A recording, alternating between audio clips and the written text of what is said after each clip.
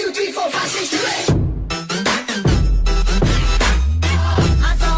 Em recente matéria, a TV Hora H mostrou a complicação do trânsito em Nova Iguaçu. Em resposta, a Secretaria de Trânsito já anunciou uma primeira medida, visando melhor estruturar a circulação dos veículos. No Diário Oficial desta sexta-feira, 16 de setembro, a Prefeitura publica a regulamentação do serviço de combis e vans em Nova Iguaçu, garantindo que essa medida é de vital importância para a facilitação do trânsito. E a TV Hora H veio conferir a opinião da população.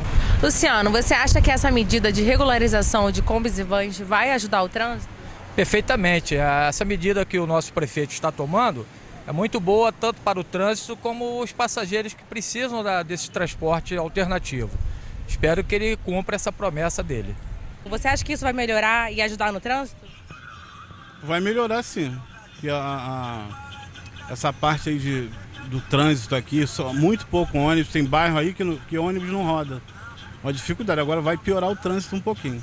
Vai ficar sobrecarregado, porque eles não têm uma administração boa para isso. Como se viu, a Prefeitura respondeu prontamente ao problema e agora nós vamos acompanhar a completa implementação das mudanças. 1, 2, 3, 4, 5, 6, 7, 8.